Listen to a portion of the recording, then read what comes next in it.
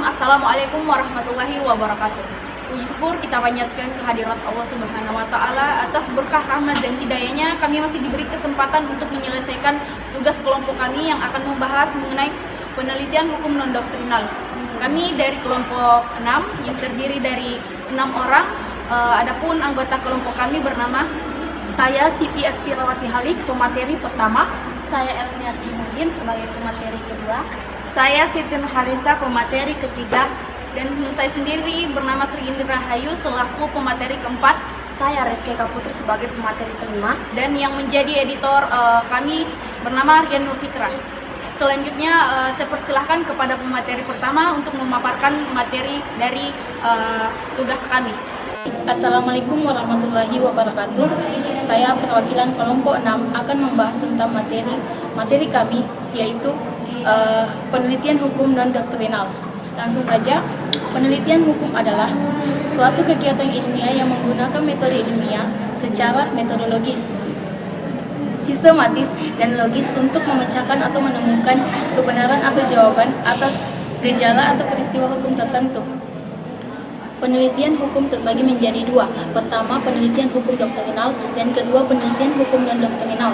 Fokus utama dari penelitian hukum non-doktrinal adalah perilaku masyarakat, di mana hukum dipandang sebagai sebuah gejala sosial yang pembentukannya dan proses berlakunya ditentukan oleh variabel-variabel sosial lainnya. Penelitian hukum non-doktrinal juga disebut sebagai penelitian hukum empirik.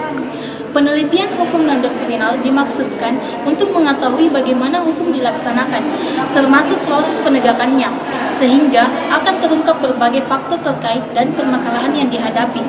Adapun ilmu hukum non-doktrinal antara lain penelitian sosiologi hukum, antropologi hukum, psikologi hukum, hukum dan ekonomi, hukum dan pembangunan, hukum dan masyarakat, hukum dan perubahan sosial, dan sebagainya. Dan non-doktrinal terletak pada 1. Perbedaan konsepsi tentang hukum, 2. Perbedaan analisis, 3. Perbedaan data dasar, 4. Perbedaan tentang keutamaan teknik pengumpulan data, 5. Serta perbedaan desain penelitian.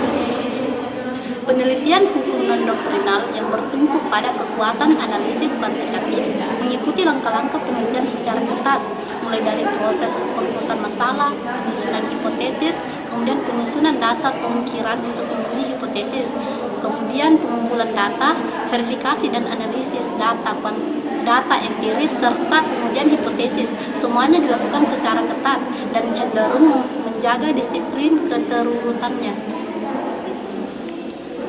Proses pengumpulan data primer sebagai data dasar dilakukan berdasarkan prinsip-prinsip pengumpulan data yang umumnya lebih menekankan pada model probability sampling secara ketat, yang kemudian dilanjutkan dengan kegiatan editing, kegiatan coding, penghitungan frekuensi, penyusunan tabel, kemudian mengukur derajat hubungan antara variabel penelitian. Persiapan penelitian hukum. Yang pertama yakni pemilihan judul penelitian. Judul biasanya berangkat dari keingintahuan peneliti tentang siapa pelaksana peristiwa hukum itu, apa tujuan melakukan peristiwa hukum, mengapa peristiwa hukum itu dilakukan, serta apa faktor-faktor yang mempengaruhi peristiwa hukum itu. Judul sedapat mungkin menggambarkan kondisi aktual, disesuaikan dengan tingkat kompetensi peneliti, lama waktu yang diperlukan, dana untuk membiayai kegiatan penelitian, serta manfaat yang diperoleh dari hasil penelitian. Yang kedua, identifikasi dan rumusan masalah. Identifikasi masalah artinya suatu proses mencari dan menemukan masalah. Rumusan masalah dapat diartikan sebagai suatu pernyataan yang lengkap dan rinci mengenai halangan atau kendala dalam mencapai tujuan atau problematika yang perlu diteliti. 3. Tujuan dan manfaat penelitian. Tujuan dan manfaat penelitian ada dua. Yang pertama, secara teoritis, berguna sebagai pengembangan ilmu pengetahuan dan teknologi. Kedua, secara praktis, berguna sebagai upaya yang dapat dipetik langsung manfaatnya. Keempat, hipotesis. Hipotesis pada dasarnya adalah dugaan penelitian tentang hasil yang akan dapat didapat. Apabila peneliti tidak memiliki opini atau dugaan tentang jawaban permasalahan penelitiannya, maka penelitian tersebut tidak ada hipotesisnya. 5. Asumsi dasar. Asumsi adalah suatu pernyataan yang dianggap benar tanpa perlu menampilkan data untuk membuktikannya. Asumsi harus konsisten dengan informasi yang ada dan dapat diteliti. Keenam, ruang lingkup penelitian. Ruang lingkup penelitian merupakan bingkai penelitian yang menggambarkan batas penelitian, mempersempit permasalahan, dan membatasi area penelitian. Dalam penelitian hukum, ruang lingkup penelitian harus dibatasi, misalnya bidang hukum ketatanegaraan, hukum keperdataan, hukum kepidanaan, dan lain-lain.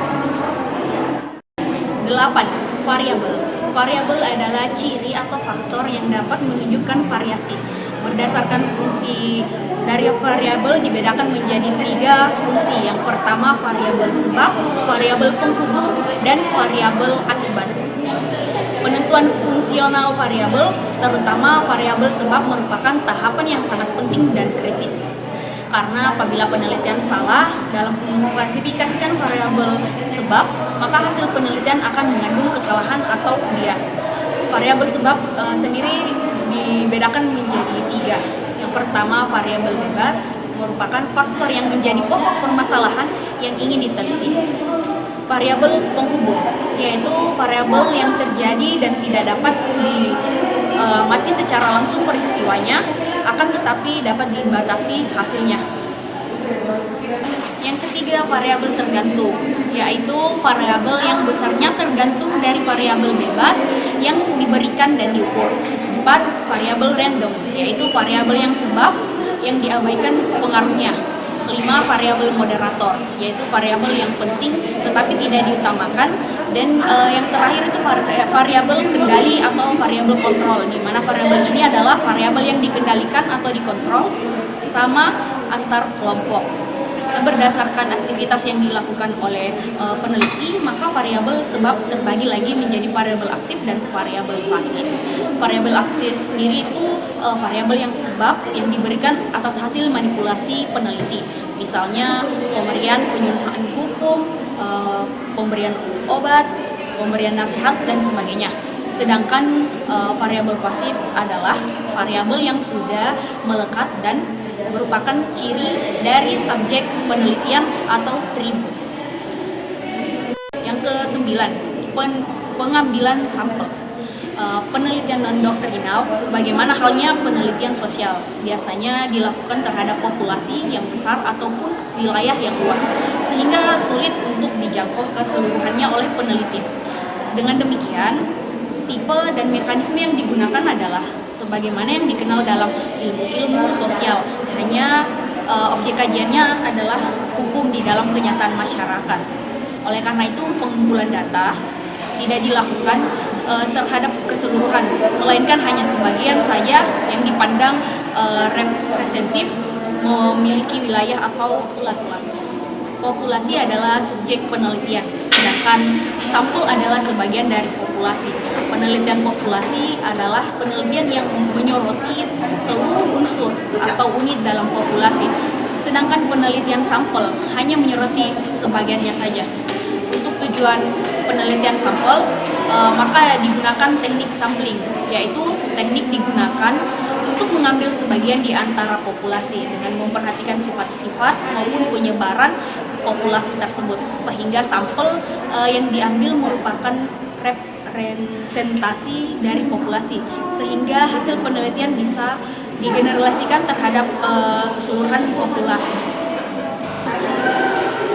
Dalam ilmu penelitian secara umum dikenal ada 2 rancangan untuk mengambil sampel. Pertama adalah rancangan sampel non-probabilitas dan rancangan probabilitas. Di sini saya akan menjelaskan pertama tentang rancangan sampel probabilitas, yaitu teknik sampel di mana setiap produk sampelnya mempunyai peluang yang sama untuk dipilih menjadi sampel, dan dalam perhitungannya dia melakukan secara eksak atau secara random, dan dia itu dipilih dan dia dipandang sebagai objektif. Sedangkan rancangan non probabilitas adalah di mana dia berbeda dengan rancangan probabilitas karena dia tidak dipilih secara eksak atau secara random. Kedua, teknik perhitungannya secara hipotetik. Dan ketiga, dia tidak mempunyai dasar hukum seperti rancangan hukum probabilitas, dan hukum probabilitas ini dapat dipilih secara populasi apabila dipilih secara acak. Tentang analisis data dan pengolahan data. Pertama adalah pengolahan data itu meliputi 3 tahap. Pertama adalah pemeriksaan data, kedua adalah penandaan data, dan ketiga adalah penyelesaian data atau penyusunan data. Sedangkan analisis data yaitu menguraikan data dalam bentuk rumusan angka-angka sehingga mudah diberi dan diberi arti apabila data itu kualitatif atau kuantitatif. Kedua adalah menguraikan data dengan bentuk kalimat yang benar atau baik sehingga data tersebut dapat disimpulkan bahwa data itu adalah kualitatif. Baik, itulah tadi hasil pemaparan materi dari kelompok kami yang membahas mengenai penelitian hukum non-doktrinal. Yang dimulai dari pengertian penelitian, perbedaan penelitian hukum doktrinal dan non-doktrinal. Untuk memulai penelitian ini dimulai dari judul, rumusan masalah, tujuan, hipotesis, asumsi dasar, ruang lingkup, studi kepustakaan, variabel, pengambilan sampel, serta pengelolaan dan analisis data. Kurang dan lebihnya mohon dimaafkan. Wabillahi taufiq wal hidayah. Wassalamualaikum warahmatullahi wabarakatuh.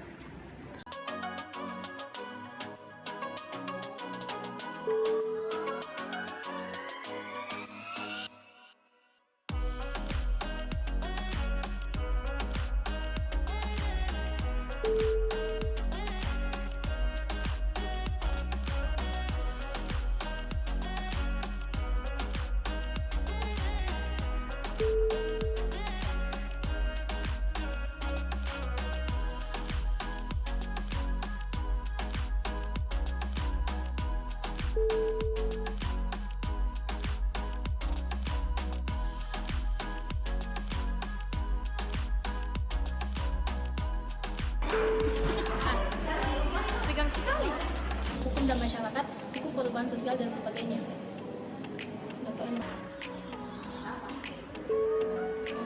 Penelitian hukum non-doktrinal seringkali disebut sebagai penelitian hukum empirik. Penelitian hukum penelitian hukum non-doktrinal. Ulang dari awal. Tapi secara eksat sehingga dalam pemilihannya itu dia berupa acak atau eksat. Penelitian hukum doktrinal non-doktrinal salah kan? Hukum antropologi hukum, psikologi hukum. Lanjut langsung yang salah tadi. Salah gimana? Lanjut yang salah. Hukum antropologi hukum. Antropologi hukum. Ulang. Ya. Assalamualaikum warahmatullahi wabarakatuh. Kami dari perwakilan kelompok 6 akan Saya mau, karena dia kerusi. Baik, mungkin itulah diam dulu lah. Baik, mungkin itulah hasil pemateran dan analisis data. Kurang dan lebihnya mohon dimaafkan. Wabillahi taufiq wal hidayah. Wassalamualaikum warahmatullahi wabarakatuh. Kayak membaca kesimpulan.